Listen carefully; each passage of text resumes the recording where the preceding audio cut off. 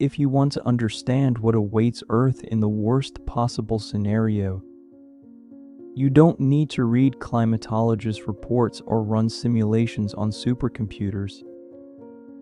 You just need to look to the left. Not figuratively, literally to the left of Earth in its orbit around the Sun.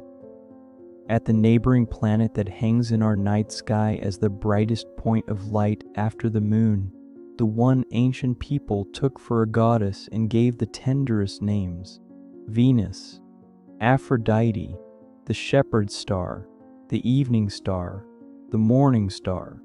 This planet is our closest neighbor. It is almost exactly the same size as Earth. It formed at the same time from the same materials in the same region of the solar system. By every initial sign, it should have become a second Earth. Instead, it became hell. Surface temperature 465 degrees Celsius, constantly, day and night, at the poles and at the equator, hotter than the surface of some stars, hot enough to melt lead in minutes, hot enough to destroy any probe we have ever sent there, on average within 2 hours of landing. And the most terrifying part of all this is that no one yet knows exactly why. Venus is the most expensive and least studied terrestrial-type planet in the solar system. That sounds like a paradox, but the explanation is simple. Its atmosphere is so dense, so opaque to most kinds of radiation, that we literally cannot see its surface in the optical range. When you look at Venus through a telescope, you are not seeing the planet. You are seeing a cloud, a smooth, shiny, creamy yellow cloud of sulfuric acid that envelops the entire world from pole to pole, from the surface to the upper atmosphere. Behind that cloud hides something science has not yet fully understood, and something that should deeply alarm us, not as astronomers, but as people living on a planet with a changing atmosphere. To understand what Venus is, you first have to understand what it could have been. Imagine the young solar system. About 4.5 billion years ago, a spinning disk of gas and dust gradually clumps into larger and larger bodies. Protoplanets grow, collide, swallow one another. Out of chaos emerges order, or at least something resembling order. At a distance of about 108 million kilometers from the Sun, a planet takes shape. It is made of the same basic elements as Earth: iron, nickel, silicon, oxygen, water, carbon. Its mass is 81% of Earth's. Its radius is 95% of Earth's. By any reasonable standard, it is Earth. It is her twin, only slightly closer to the Sun, about 40 million kilometers closer, which on the scale of the solar system is a trifle, a minor detail. In its early stages, Venus most likely had liquid water, possibly even oceans. There are theoretical models suggesting that for the first 2 billion years of its existence, Venus could have been habitable in the same sense that Earth is habitable now. Moderate temperatures, liquid water on the surface, an atmosphere containing water vapor, carbon dioxide, nitrogen. Perhaps some form of prebiotic chemistry even began there. No one can prove it, because Venus has no craters older than about 700 million years. Its entire surface was resurfaced and renewed in one catastrophic geological event that erased most of the early record. But theoretical calculations allow for such a scenario, and several serious researchers consider it plausible. And then something went wrong. That phrase, "something went wrong," is probably the single most important and most mysterious phrase in all of planetary science, because if we ever figure out exactly what went wrong on Venus, we will understand something critically important about how easy or how difficult it is for a planet to turn from paradise into hell. And that question, in case you haven't noticed, has a direct bearing on what is happening right now on Earth. Let's start with a few hard numbers about Venus, because numbers speak more clearly than any metaphor here. Surface atmospheric pressure, about 92 atmospheres. That means if every square centimeter of your body could feel the weight pressing down on it, it would be equivalent to diving to a depth of about 900 meters in the ocean. Most submarines would not survive that pressure. Venus's atmosphere is 96.5% carbon dioxide. On Earth, CO2 makes up about 0.04%, and we are already worried that raising that level is changing the climate. Venus shows us the end result of that process in its absolute, irrefutable form. The rest of the atmosphere is mostly nitrogen with traces of sulfur dioxide and other compounds. The clouds, those same beautiful creamy yellow clouds, consist of droplets of sulfuric acid. If those droplets ever fell as rain, which sometimes happens in the upper atmosphere, they would evaporate long before reaching the scorching surface, because the surface is so hot that no liquid can survive on it. This is a planet where acid rain falls, but never reaches the ground. Venus rotates extremely slowly on its axis. One Venusian day, a full rotation, lasts 243 Earth days.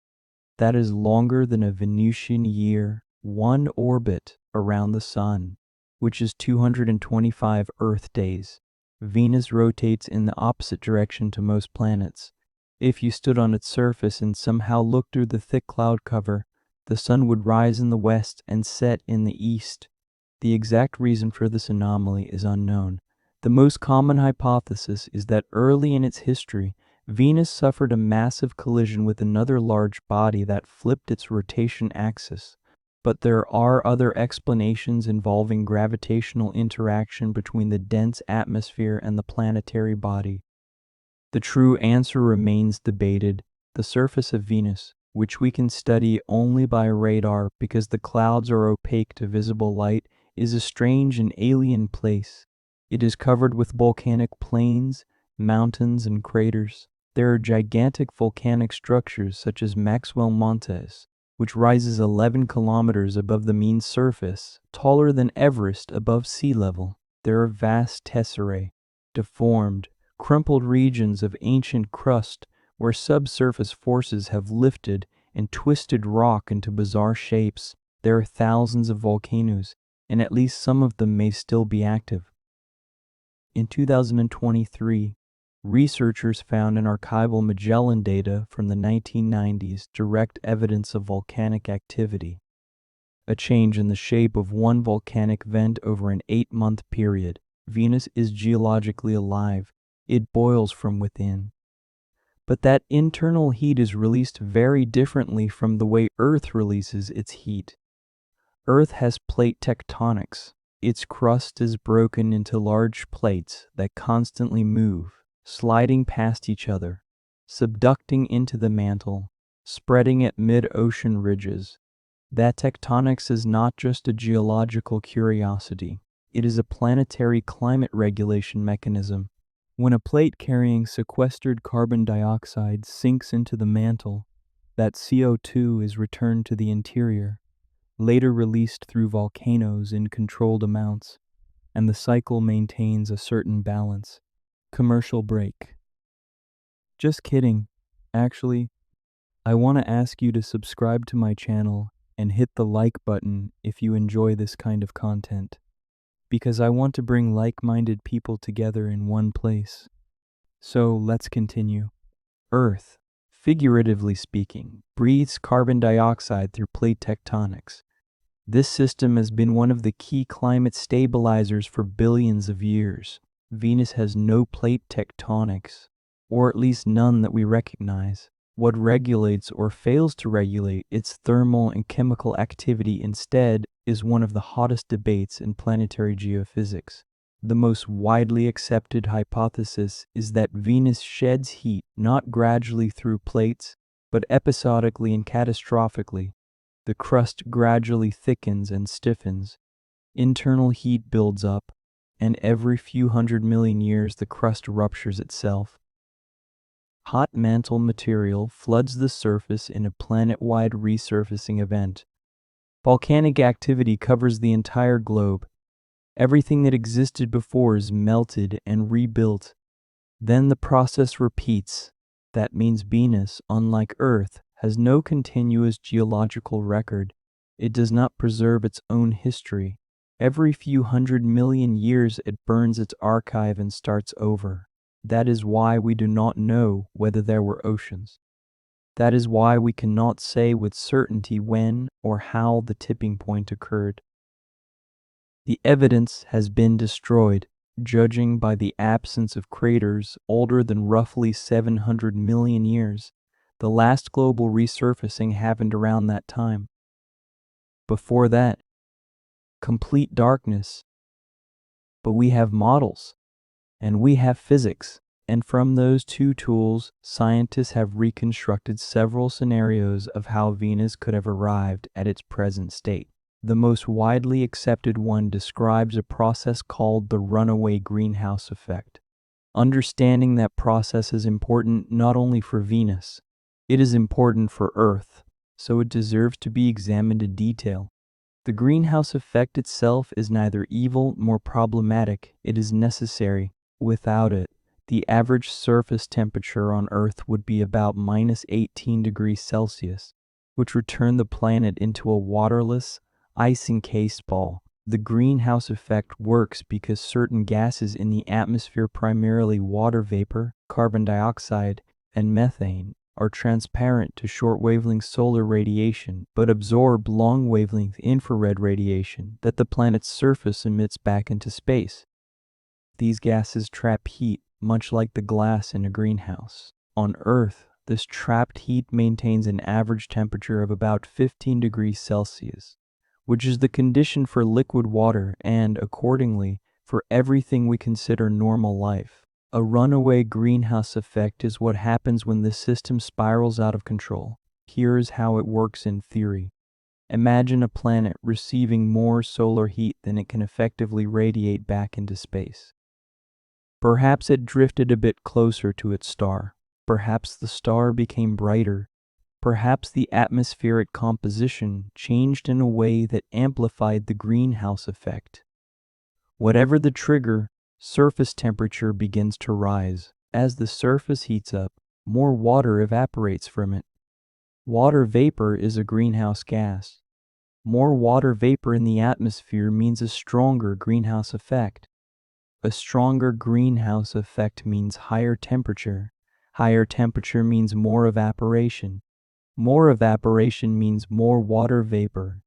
More water vapor means higher temperature. Once this cycle fully kicks in, it becomes self-reinforcing. It does not stop on its own. It accelerates. Oceans heat up. Then they begin to evaporate, not gradually, but en masse. The atmosphere fills with water vapor at such speed and in such quantities that temperature skyrockets. The upper atmosphere becomes saturated with water. Ultraviolet solar radiation splits water molecules into hydrogen and oxygen. Hydrogen, the lightest element, escapes into space and is lost forever from the planet. Oxygen reacts with surface rocks, oxidizing them. Water disappears. Oceans disappear. All that hydrogen, once part of billions of tons of seawater, is now scattered across interplanetary space, and the planet is left defenseless, dry, scorched, choked by carbon dioxide that was once washed out of the atmosphere by rain and absorbed by oceans, but now has nothing to absorb it, according to our best models. This is precisely what happened to Venus. The question is, what served as the initial trigger? Why did the cycle start? Here scientists' opinions diverge. One leading hypothesis is tied to Venus's extremely slow rotation. Because Venus rotates so slowly, one side stays under direct sunlight for an extraordinarily long time. A long day means more solar heat pouring onto the day side. The atmosphere cannot efficiently mix and distribute that heat across the entire planet. Perhaps that is why stable clouds, clouds that on Earth reflect a significant portion of incoming solar heat and thereby cool the planet, could not form or persist on early Venus. Without clouds, the planet absorbed more solar heat, and that could have been the first link in the chain that led to today's hell. Another hypothesis relates to Venus's greater proximity to the Sun. Venus receives roughly twice as much solar heat as Earth, even if everything else were equal. This difference in insulation could, over billions of years, have tipped the balance toward runaway heating. Earth sits in the Goldilocks zone, the range of distances from the Sun where liquid water can exist on the surface. Venus lies a bit closer to the inner edge of that zone. Perhaps that edge is not a sharp line, but a narrow corridor, and Venus ended up on the wrong side of it. There is also a third possibility, less studied but deeply unsettling, that the runaway greenhouse effect on Venus was triggered not by external factors like distance from the Sun or rotation speed, but by internal ones. Large-scale volcanic activity sufficiently prolonged and sufficiently powerful could have pumped so much carbon dioxide into the atmosphere that the greenhouse effect intensified beyond the point of no return. Volcanoes on Earth have approached that threshold several times in history. The Permian Triassic extinction event, 252 million years ago, which wiped out about 96% of all marine species and 70% of terrestrial species, is linked to eruptions in Siberia that lasted hundreds of thousands of years and flooded the atmosphere with greenhouse gases. Earth survived. But how thin the line is between survived and became Venus, we do not know. The probes humanity has sent to Venus represent one of the most dramatic and least known to the public stories in the entire space program. The Soviet Union was the first to successfully land a craft on Venus's surface. Venera 7, which touched down in 1970, transmitted data for 23 minutes before extreme conditions destroyed it. That was the first time humanity received a signal from the surface of another planet. 23 minutes. Then silence. Venera 9 in 1975 transmitted the first photographs of the Venusian surface. They showed sharp, unweathered rocky fragments. Unweathered because, at such atmospheric density and temperatures, erosion follows entirely different laws than on Earth. Venera 13 in 1982 operated for a record 127 minutes and sent back color photographs and soil composition data. Look at the temperature readings. They are spiking again. Maintain trajectory. Monitor the parachute deployment sequence. Then it too died. Every probe that landed on Venus knew it was going to certain death. They were science's kamikazes, and they gave us priceless knowledge in exchange for their existence. American missions, primarily Magellan, which mapped Venus's surface using radar from 1990 to 1994, provided a detailed picture of the terrain, but could not directly measure surface conditions.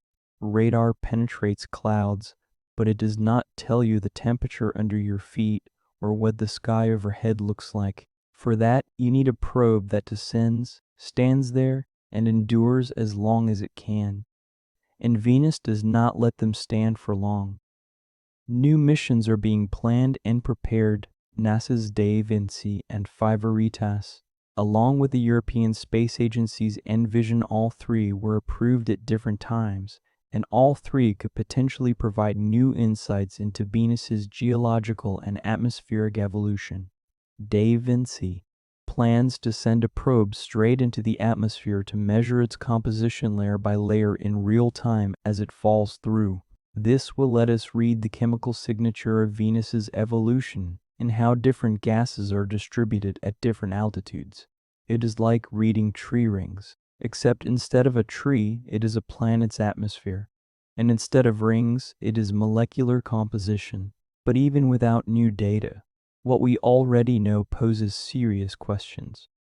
One of the most debated discoveries in recent years concerns phosphine. In 2020, A team of astronomers led by Jane Greaves from Cardiff University announced the detection of phosphine in Venus's upper atmosphere. Phosphine is a compound of phosphorus and hydrogen, simple yet unusual. On Earth, phosphine is produced primarily by microorganisms in anaerobic conditions in swamps, in the guts of penguins and pufferfish.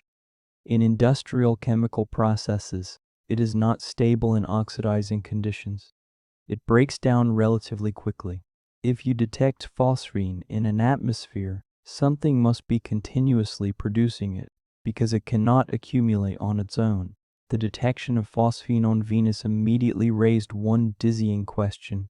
What if microbial life exists in the upper clouds, where temperature and pressure are relatively moderate, about 60 degrees Celsius and about 1 atmosphere, and where organisms adapted to an acidic environment could theoretically linger for a while? The media seized on the question immediately, and it sparked equally immediate and heated scientific debate.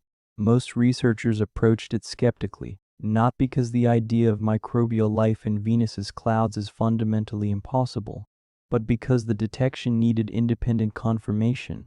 An early reanalysis of the same data suggested the phosphine signal might have been weaker than the original authors claimed, or even an artifact of data processing.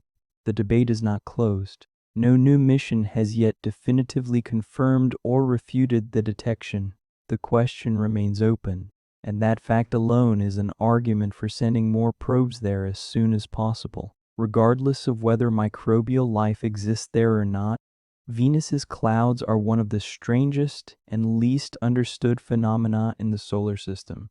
They circulate around the planet at extraordinarily high speed. A full rotation takes about 4 Earth days, while the planet itself rotates in 243 days. The clouds move 60 times faster than the solid surface. This ultra-fast atmospheric circulation, called superrotation, is another mystery that planetary science still cannot fully explain. The mechanism sustaining such a velocity difference between atmosphere and surface defies intuition and requires very specific conditions that our models reproduce only approximately. Venus constantly reminds us that we do not understand atmospheric physics as well as we thought we did. But there is yet another aspect of Venus not tied to physics or chemistry, but to how we think about it, how we thought about it back when we did not yet know what it really was, and how we think about it now that we do. This shift in the very nature of our perception is something greater than a mere update of scientific data. It is a change in our attitude toward the unknown. Before the space age, people projected onto Venus everything they desired. It was the brightest planet in the sky. It appeared in the west after sunset or in the east before sunrise. It twinkled and shimmered in Earth's atmosphere so brightly that it was often mistaken for a flying object. Ancient peoples gave it various meanings. To the Sumerians, it embodied the goddess Inanna. To the Babylonians, Ishtar. To the Greeks, Aphrodite. To the Romans, Venus. All these goddesses were deities of love and beauty, and there is something eloquent in that. The brightest and most beautiful celestial body ancient people saw aside from the moon and sun became a symbol of tenderness and longing. In the 19th and early 20th centuries, when science could already measure Venus's orbit and estimate its size, but still could not peer beneath the veil of clouds, imagination filled the gap. Venus was pictured as a jungle planet, a swamp planet, an ocean planet, warm, humid, lush, prehistoric, teeming with life. In mid-20th century science fiction, Venus was a second Earth, a place where humanity could relocate, where beautiful and warlike civilizations might thrive. Clifford Seamack, Ray Bradbury, C.S. Pirroquet, Lewis, all of them wrote of Venus as a living, vibrant, if dangerous world. Even serious scientists in the first half of the 20th century did not rule out the possibility that something temperate and habitable might lie beneath the clouds. Then the probes arrived, and everything changed. Mariner 2, flying past Venus in 1962, measured the surface temperature and atmospheric pressure and sent back numbers that people at first refused to believe: 425 degrees Celsius. Atmospheric pressure equivalent to the depths of the ocean, no jungles, no swamps, no oceans. Hell, literal chemical, thermodynamic hell. This shift in the perception of Venus from dream to nightmare took place over just a few decades, and it left a mark on culture. Venus vanished from the list of potential sites for human colonization. It vanished from the list of places where extraterrestrial life might be found. It ceased to be a source of inspiration and became a cautionary tale. It became a symbol of how cruelly the universe disappoints romantics. But there is something in this change greater than a mere scientific correction. There is something worth examining more closely, precisely because we live at a moment when our own planet is beginning to change in a direction that is not a complete copy of Venus, yet contains some alarmingly familiar elements. Earth and Venus are, in essence, a natural experiment. Two nearly identical objects under nearly identical conditions, where one variable, the distance from the Sun, differs only slightly. The results of this experiment are staggering. With roughly twice the solar insolation, the average surface temperature differs by about 480 degrees Celsius. This is not a linear relationship. It is night more, sun a bit warmer. It is an entirely different regime, a regime in which positive feedback loops amplify to such an extent that even a small initial difference leads to catastrophically divergent outcomes. Planetary scientist James Casting, one of the pioneers of the Goldilocks zone theory and the runaway greenhouse effect, compares the states of Earth and Venus to two cups of coffee placed in different parts of a room.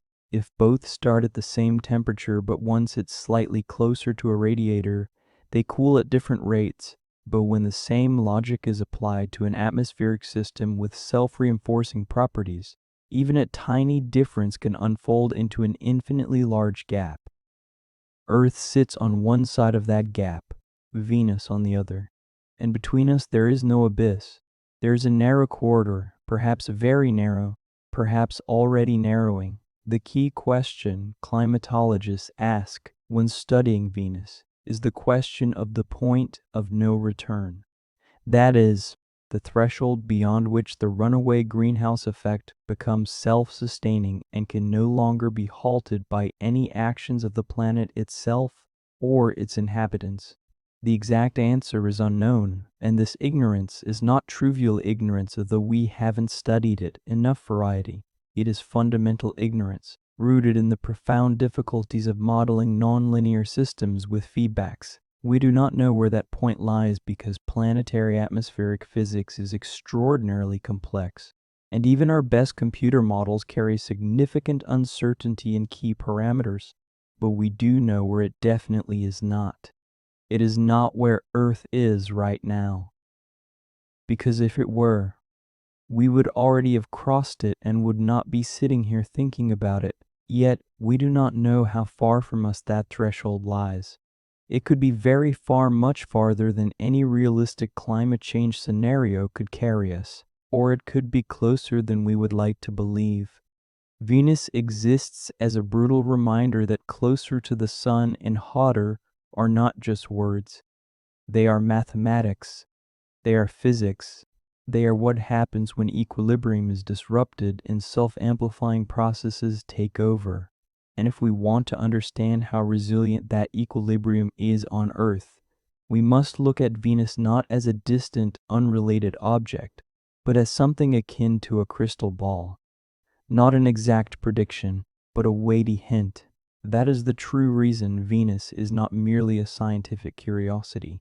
She is a laboratory specimen. She is the only example in our solar system of a planet that, by all appearances, began its journey as habitable and ended it as a planetary furnace. She is a witness to catastrophe, even if that catastrophe left no written records.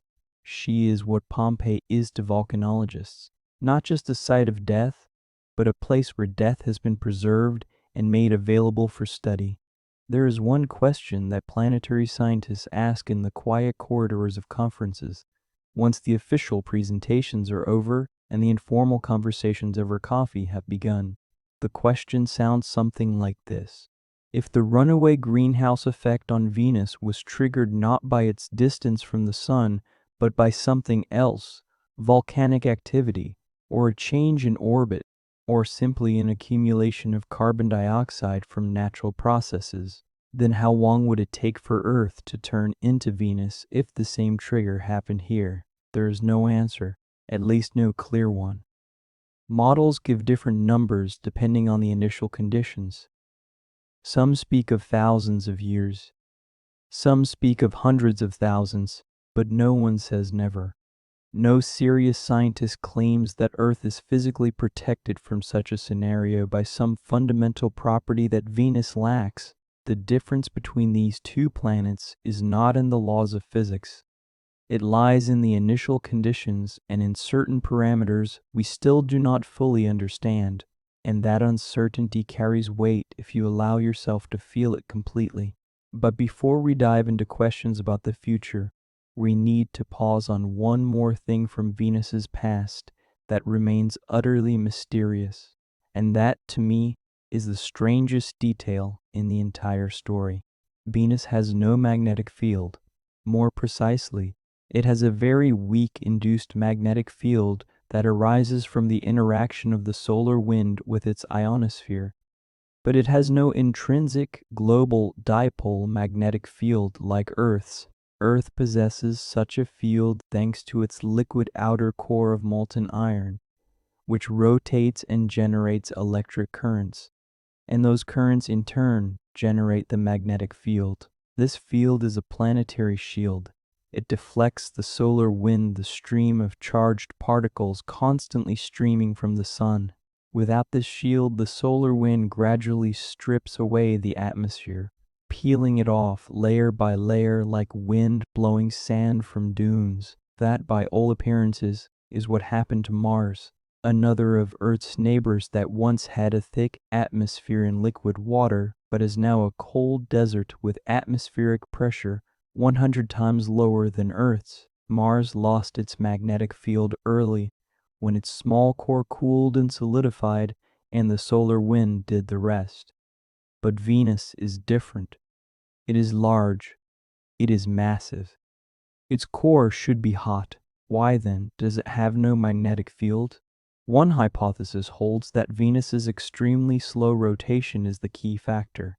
To generate a magnetic field, you need not only a liquid conductive material in the core, but also sufficiently rapid planetary rotation so that this material moves in specific convective patterns that create the geodynamo. Venus rotates so slowly that convection in its core may lack enough Coriolis force to organize into the necessary structures. This explanation seems reasonable, but it is not proven. There are planets and moons in the solar system where the situation is so complicated that the general theory of the geodynamo still does not provide exhaustive answers. Venus is one of those mysteries. It has a core that is almost certainly liquid, at least partially. Yet the dynamo does not work. Why we do not know for certain, and here is what matters. The absence of a magnetic field means that the solar wind interacts directly with the upper layers of Venus's atmosphere. It ionizes atomic oxygen and hydrogen in the upper atmosphere and blows them into space. This is happening even now with Venus's current atmosphere, though slowly.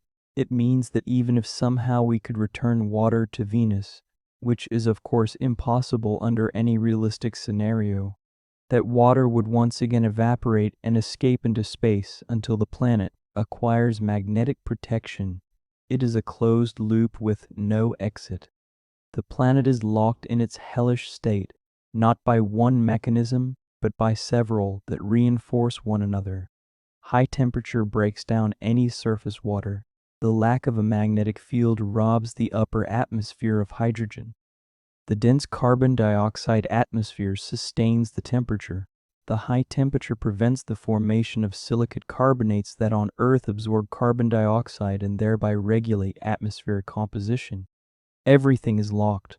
Every road leads to a dead end. Venus is trapped in its state as surely as a fly in amber. Except instead of amber, it is a thermodynamic equilibrium that is stable and self-sustaining. But here is what is strange and what few people realize. Venus in its present state is stable. This is not an ongoing catastrophe. This is equilibrium, terrible, inhuman, unfit for any life we know but equilibrium. The temperature on its surface practically never changes, not between day and night, not between poles and equator. The atmosphere is an extraordinarily efficient heat exchanger. It distributes heat across the entire planet so evenly that the temperature difference between the coldest and hottest points on the surface is only a few degrees. This is stunning physical efficiency and, at the same time, proof of just how dense and active this atmosphere is. Earth, for comparison, has temperature differences between poles and equator of tens of degrees, and it is precisely that difference that drives global atmospheric circulation, storms, winds, seasons. Venus has leveled all those gradients. It is completely uniform in thermal terms. This is not warmth. This is heat without time of day, without season, without latitude, simply 465 degrees everywhere, always. There is one more aspect of Venetian geology that is rarely discussed with the general public, but is among the most scientifically fascinating: the coronae. On Venus's surface, there are hundreds of structures that have no analogues on Earth and are called coronae. These are enormous ring-shaped formations from several dozen to several hundred kilometers across, surrounded by concentric systems of fractures and faults. They formed where hot mantle plumes rose toward the surface, lifted the crust upward, and then, when the plume cooled or was exhausted, the crust collapsed back down. This is a form of volcanic and tectonic activity that is absolutely unique to Venus. It tells us that Venus's mantle is active and dynamic. Yet this activity is not organized into a plate system as on Earth. It is scattered across the entire planet in the form of these strange ring-shaped scars. What is happening inside Venus right now, no one knows. We have no seismograph on its surface. The Venus D mission, which Russia and NASA discussed for years, would have included a long-lived surface probe, but that mission has yet to move beyond the discussion stage for various technical, financial, and political reasons. The very idea of landing a seismograph on Venus runs into the same fundamental engineering challenge faced by any mission to this planet: how to build an instrument that can function at 465 degrees and 90 atmospheres long enough to collect meaningful data. Venus quakes need to be measured over months to obtain a statistically significant sample. But none of our probes has survived there even a single day. There are several groups of engineers seriously developing concepts for probes capable of enduring Venus's conditions far longer than current records. One approach is to use electronics based on silicon carbide instead of ordinary silicon, because silicon carbide can function at temperatures where ordinary silicon simply stops being a semiconductor and becomes a conductor, completely losing its useful property. Researchers at NASA's Glenn Research Center have demonstrated prototypes of such circuits capable of operating at 460 degrees for hours. This is not a solution, but it is a direction. Another approach is mechanical computers devices that process information not through electronic circuits, but through mechanical elements, gears, levers, membranes that, in principle, can function at any temperature as long as the metals do not melt. This approach sounds like a step back to the 19th century, but in the context of Venus, it is a perfectly serious engineering solution. But here is the question that stands behind all these technical details and that I consider the true center of this topic. Why should we study Venus at all, if it is uninhabitable and apparently will never become habitable again? If the chances of finding life there are minimal even in the most optimistic phosphine scenario, if it is a nightmare for any mission, and if even delivering a normal probe is an engineering feat, then why should we spend resources on studying it? The answer to this question is at once very simple and very profound. We should study Venus because it is a mirror. Not in the metaphorical sense. In the literal scientific sense, it is the planet on which we can test our models of climate dynamics under conditions far more extreme than those we deal with on Earth. If our models correctly reproduce what we see on Venus, that gives us confidence that the same models correctly describe what is happening and what could happen on Earth. If our models cannot reproduce Venus, if they give the wrong temperature, the wrong distribution of atmospheric gases, the wrong cloud dynamics, then that is a signal that the models themselves have fundamental flaws that could make our predictions for Earth unreliable as well. This is not a theoretical problem. The climate models used to forecast Earth's future climate.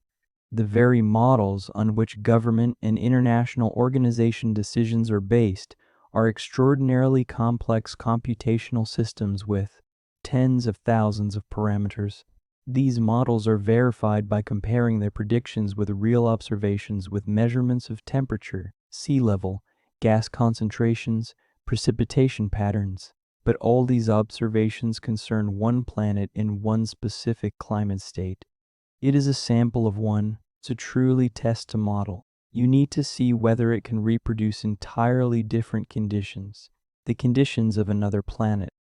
Venus is the ideal test range. If your climate model correctly describes both Earth and Venus, the planet with 96% carbon dioxide concentration and a surface temperature of 465 degrees, then that model is far more reliable than one verified only on Earth data.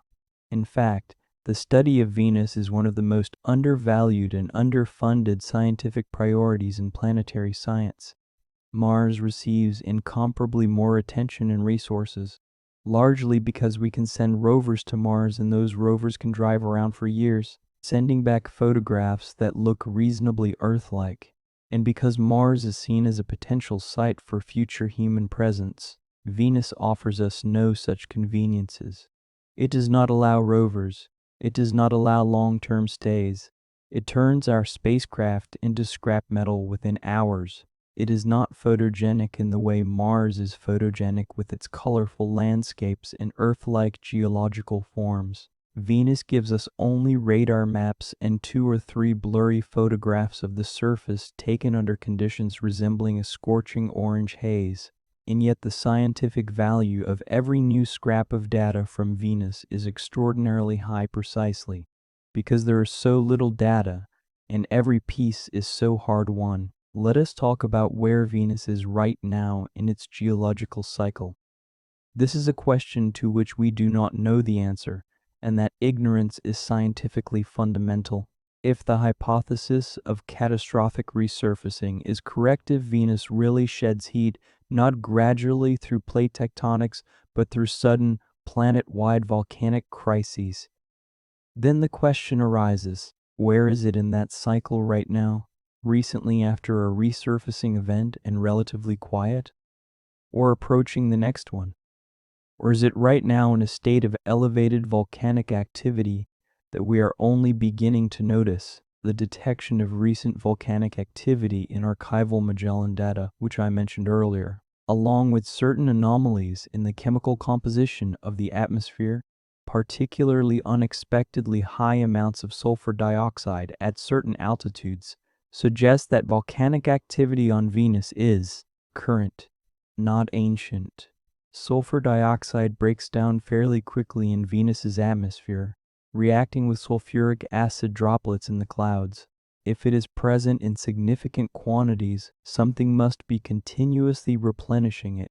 The most likely candidate is active volcanoes, but we cannot confirm this with direct observations because that would require a probe in the right place at the right time. And we have no probes on Venus's surface at all. This is part of what makes Venus so enigmatic. We do not even know whether it is currently geologically active in the broad sense. Earth is unquestionably active, and that activity is a key component of its climatic stability.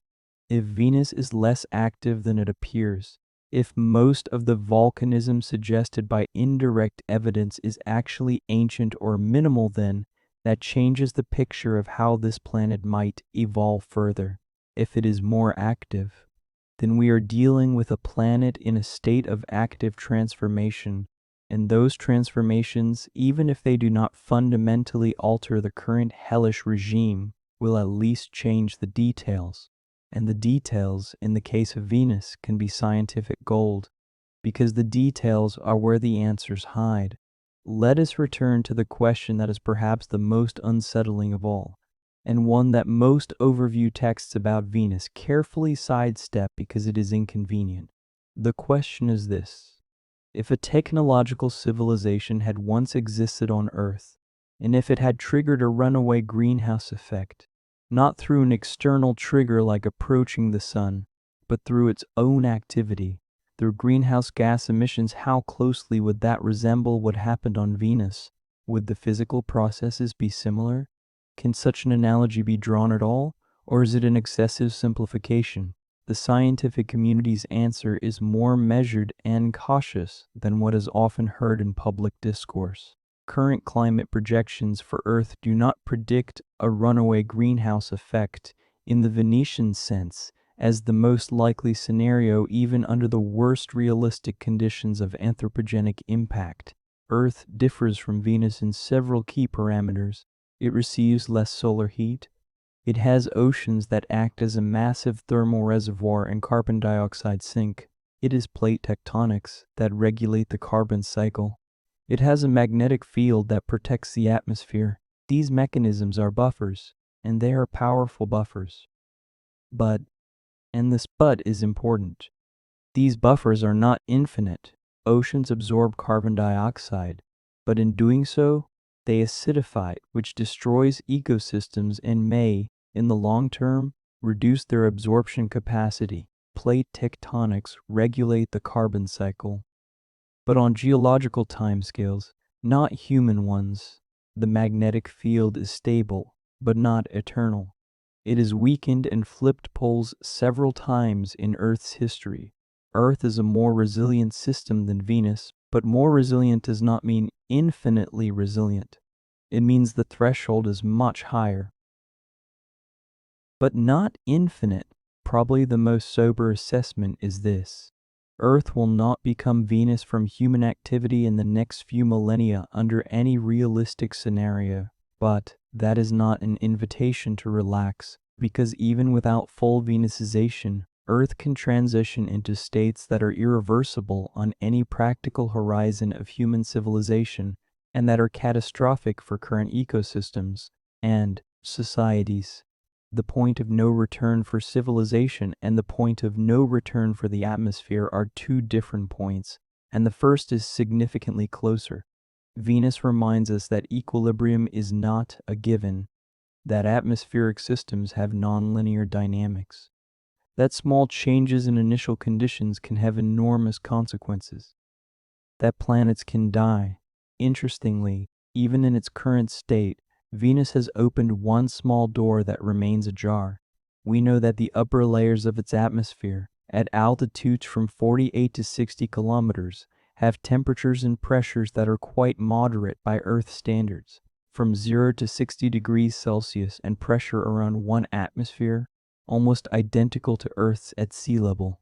This means that if you were floating in Venus's clouds at about 55 kilometers altitude, the conditions around you would not be bad provided you could breathe something other than carbon dioxide, and provided the droplets of sulfuric acid floating around did not bother you. These conditions are far more habitable than any point on the surface, and some researchers have seriously considered the concept of atmospheric stations, floating craft, that would remain at that altitude, buoyed by the density difference between breathable Earth air and Venus's atmosphere. Earth air, a mixture of nitrogen and oxygen, is buoyant in Venus's atmosphere at those heights.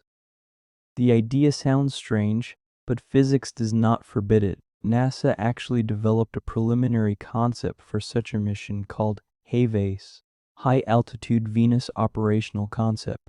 The idea was to first send a robotic craft into the upper atmosphere and then, perhaps, humans. Not to the surface, not in spacesuits walking on molten rock, but in the clouds above the hell, in a narrow layer where conditions are almost Earth-like. It sounds like science fiction, but it was a real engineering discussion conducted in serious aerospace institutions. The mission was never funded and remained a concept, but the idea has not gone away. Now there is one more question that haunts you and keeps coming back the longer you think about Venus. If Venus once had liquid water and a temperate climate, and if it remained in that state for, say, 1 billion or 2 billion years, that is far longer than complex multicellular life has existed on Earth, then could life have arisen there? Not humanoid, not even fish-like, but something microbial, chemical, the initial spark. On Earth, the first signs of microbial life appear in the rock record already within 500 to 800 million years after the planet's formation. If a similar rate of emergence is typical, then Venus, with its several billion years of temperate climate, if that hypothesis is correct, would have had plenty of time. No one can prove it. No one can even find rocks or sedimentary deposits from that time to search for biosignatures. Everything has been resurfaced. But the question remains, did Venus live?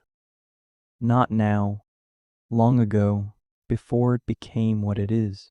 If the answer is yes, then Venus is not only a mirror for Earth, but also a memorial, a graveyard, a place where an entire biosphere, primitive, microbial, but alive, nonetheless, was cooked and destroyed by physical processes that no life could foresee or stop.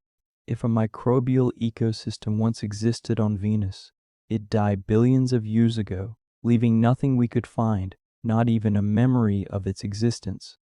Simply, it was, and it is not. That is perhaps the most unsettling possibility of all, not because we grieve for some microbes, but because it means the emergence of life does not guarantee its survival, that the universe gives some planets a chance, but offers them no guarantees, that a planet can have everything necessary, water, carbon, energy, time, and still lose to physics. If you think about the great silence of the universe, about the Fermi paradox, about the absence of traces of extraterrestrial civilizations, then Venus is a chillingly apt example. How many planets in the galaxy began their journey as hopefully as Venus and ended it in the same silent, scorched, acid dead end? How many potential second Earths sit mute in their star systems, shrouded in thick clouds, too hot for probes and for hope? We do not know. We do not even have a rough estimate, but Venus suggests that such a fate is not a rare exception. It may be a perfectly ordinary end for rocky planets in the inner regions of stellar systems. And at the same time, Earth suggests that this is not inevitable. Earth is in the same stellar system, under roughly the same conditions, and it has not become Venus. It remains blue, green, wet, alive. Why? Distance, magnetic field, plate tectonics. The moon, which stabilizes the axial tilt and dampens climatic fluctuations. Perhaps simply luck, a combination of factors, each of which could have been different, and then everything could have ended otherwise. Earth is an exception, but we do not know how rare. There is a book written by Peter Ward and Joe Kirschvink called The New Science of Earth. In it, the authors describe Earth as an actively managed geological body that exists in a state of dynamic balance between different forces that seek either to cool it to the state of a frozen ball or to heat it to the state of Venus. This balance is maintained not by some built-in stability, but by the interaction between geology, biology, and the physical chemistry of the atmosphere. The Gaia hypothesis in its scientific, not mystical sense. Earth is a system with certain self-correction mechanisms. But these mechanisms are not infinite and not unbreakable. They are conditional. They depend on conditions remaining within a certain range. Venus is an example of what happens when that range is violated.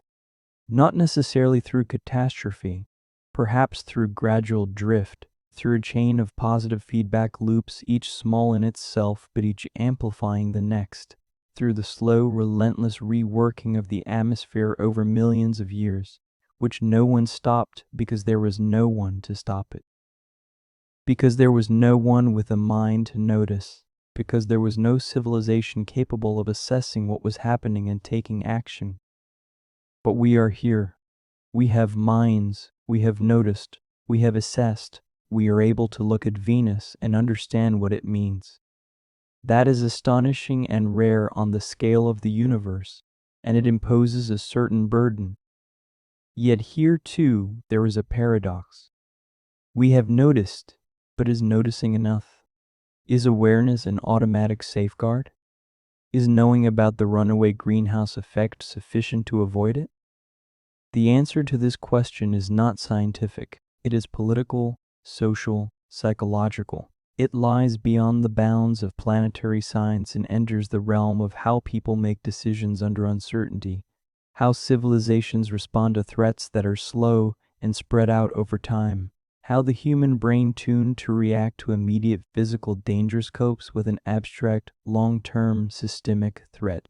Venus does not give us the answer to this question. It is a silent example of one specific physical outcome. But it poses the question with such merciless clarity that it is hard to ignore. What is needed for a planet to remain alive? What is needed to keep the equilibrium? And what happens when it is lost? If you imagine what Venus looks like from a great distance, say, from Earth's orbit, it is simply a bright point. Beautiful, clean, almost perfect in its simplicity, the brightest after the moon and the sun, the goddess of love and beauty.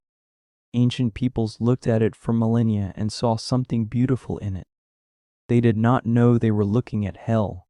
They did not know that this beauty was the reflection of sulfuric acid clouds enveloping a planet with a temperature of 465 degrees. They did not know that behind this perfect, impassive shine hid a surface with no drop of liquid water, no gust of wind, no shadow where rock is so hot it glows in the darkness with a dull red shimmer, where night brings no coolness, where the sun rises in the west, where rain consists of acid and never reaches the ground, where everything that might once have existed has long been destroyed, remated, and scattered. But we know. We have known for several decades, and we know that the question is not only, why did this happen there, but also, what is needed so that it does not happen here? This question is alive. It is not resolved. It hangs over us with the same inexorability with which Venus hangs in the night sky, bright, beautiful, and if you look closely, a little eerie. The planet that bears the same name as the goddess of love turned out to be a place without love, without tenderness, without compromise. Physics does not negotiate. The atmosphere does not forgive. Equilibrium is either maintained or it is not. And if it is lost, there is no return. That is what Venus tells us, not with a shout or a warning, simply by its existence. Simply by being what it is, a shining point of light in the evening sky, the most beautiful of planets, the brightest of neighbors, and inside a silent, absolute, eternal furnace. Look at it tonight. If it is in the sky, it will be there, silent and brilliant, the twin we barely know. A warning that speaks no words, a lesson written not on paper, but on an entire planet. A lesson we are still learning, a lesson that perhaps is not yet too late to learn.